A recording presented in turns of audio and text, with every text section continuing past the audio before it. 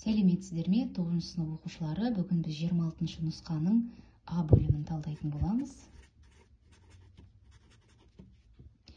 Алдыңғы сабақтарды қарап, каналыма тіркеліп, ұнаса лайк басып, пікір қалдыруларыңызға болады. Бірінші есеп, бізге қандай да бір өрнек берілген, негізі x болатын дәреже түрінде жазуымыз керек. 2x-тің кубы көбейту x-тің 9 дәрежесі. 2-ні жазып қоямыз. X-тің негіздері бірдей, дәреже көрсеткіштері қосылады, 12 дәрежесі.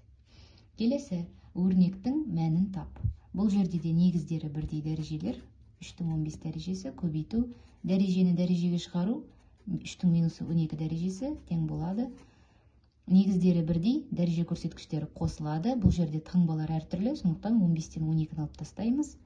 3-тің 3 дәрежесі, 3-тің 3 дәрежесі ол бізде 27-ні береді.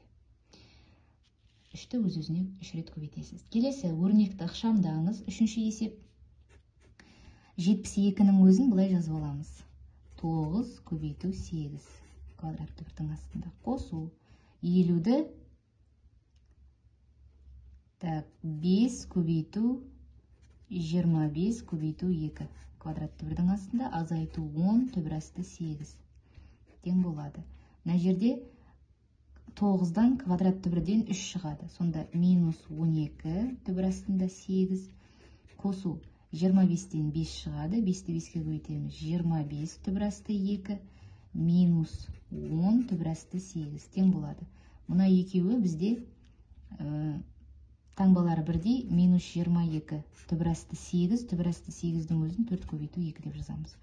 Қосу 25 төбір асты 2 тең болады. 4-тен 2 шығады, минус 44 төбір асты 2, қосу 25 төбір асты 2 тең болады.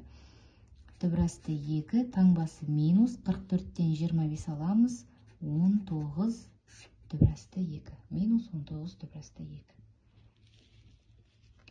Келесі, екі өрнектің квадратының айырымы немесе қосындысы түрінде жазуымыз керек. Қарайық, тең болады. 4 қандай санның квадраты, 9 қандай санның квадраты. 4 деген 2-нің квадраты, солай ма? А-ның 4 дәрежесінің квадраты деп жазуымызға болады. Қосу.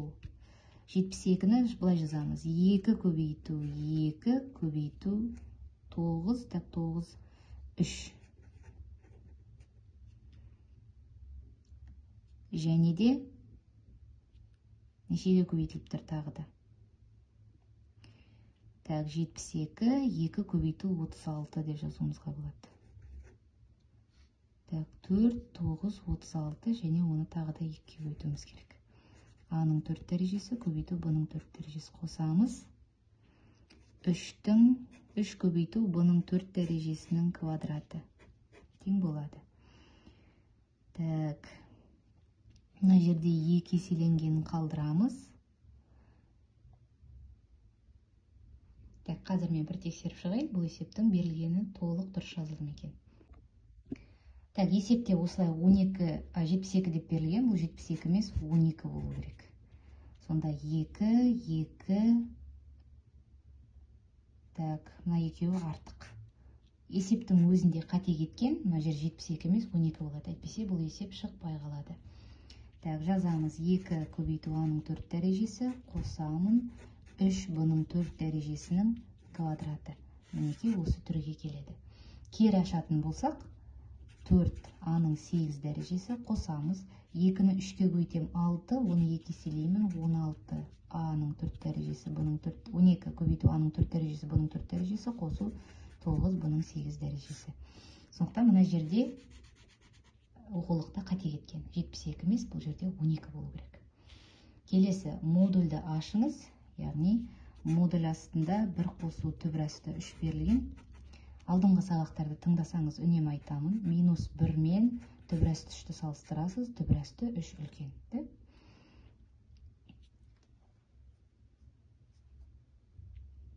Сосын былай жазып аламыз. Төбір асты 3 азайту 1 тең болады. Төбір асты 3 азайту 1. Модульді аштық, төбір асты 3 азайту 1. Келесі, теңдеуді шешіңіз. Бұл жерде бізде толымсыз квадрат теңдеу берілген. X-ті жықшаның сыртына шығарып жібереміз. Минус 13x қосу 4 тең 0-ге. X 0-ге тең. Минус 13x қосу 4 тең 0-ге. Бұл жерден x-ті табамыз. X тең болады 13-тен 4. 0 деген бір түбірі бар, және 13-тен 4 деген екінші түбірі. Жетінші есеп, есептеңіз. Бұл жерде косинустың, синустың мәндерін жақсы білген дұрыс. Косинус 30 градуста түбір асты 3 бөлінген 2, көбейтемін. Синус 60 градуста да түбір асты 3 бөлінген 2. Оған қосамын. Косинус 45-те түбір асты 2 бөлінген 2, және оны квадраттаймыз. Тең болады. 2-ні 2-ке көбейтемін. 4, түбір асты 3-ті түбір асты 3-ке көбейтемін. 3, қосамын. 2-ден түбір асты 2, ол бізде 4-тен 2. Тең болады 4-тен 5, немесе 1,4-тен 1. Осылай шығарасыздар. Келесі теңсіздікті шешеміз. Бұл үшін нөлдерін тауып аламыз. Нөлге теңестіріп. Вейт теоремасын айтам, көбінесе оңай болатын болса, соны қолданасыздар. Түбірлерінің қосындысы минус 4, көбейтіндісі 3 болатын қандай сандар? Қандай сандарды көбейткенде 3 шығады? 3 пен 1, солай ма? Ал қосқанда минус 4 шығу үшін олар екеуі де теріс сан болады. Енді сан аралығына саламыз. Минус 3, минус 1, интервалға бөлемін. 0 аламын. Плюс, минус, плюс. Бізге кіші аралық керек. Демек, минус 3-тен минус 1-ге дейін. 9-шы есеп. Арифметикалық прогрессия берілген. 3, 7 тағы сол сияқты 15-ші мүшесін табу керек. Яғни бірінші мүшесі 3-ке тең, екінші мүшесі 7-ге тең. Олай болса, айырымын тауып аламыз. Екінші мүшесінен бірінші мүшесін азайту арқылы. 7-тен 3 аламыз, 4. Д бізде 4-ке тең. Енді 15-ші мүшесін табамыз, ал 15 тең болады. Бірінші мүшесіне қосамын, 14 көбейту Д-ны. Бірінші мүшесі 3, оған қосамын, 14 көбейту 4-ті. 3-ке қосамын, 14-ті 4-ке көбейтемін, 56, оған 3 қосамын, 59. 15-ші мүшесі 59-ға тең. Және осы бөлімнің, А бөлімінің соңғы есебі, 10-шы есеп, теңдеулер жүйесін шешіңіз. Бұл жерде мына екінші теңдеуден алмастыру арқылы x-ті тауып аламын. X тең болады 6 қосу y. Бірінші теңдеудегі x-тің орнына апарып қоямын. 6 қосу y-тің квадраты қосу y квадрат тең болады 20. Жақшаны ашамын. 36 қосу 12y қосу y квадрат қосу y квадрат тең 20. 2y квадрат қосу 12y. 20-ны мына жаққа шығарамын, плюс 16 тең 0. 2-ге бөліп жіберемін, y квадрат қосу 6y қосу 8 тең 0. Тағы да қарайық. Қосқанда минус 6, көбейткенде 8 болатын қандай сандар? Қандай сандарды көбейткенде 8 шығады? 4 пен 2, да? 4 және 2. Қосқанда минус 6 болу үшін бұл екеуі де тағы да теріс сан болу керек. Бұл x-тің мәні. Енді y-тің мәнін табамыз. Ой, y-тің мәні де бізде y1, y2. Жазып қоямыз. y1, y2. Енді x1, x2-ні табамыз. x1 6 азайту 4. 2, x2 тең болады. 6 азайту 2, 4. Сонда жауабын жазған кезде бұлай жазасыздар. 2-де минус 4, сандар жұбы арқылы. 4-де минус 2.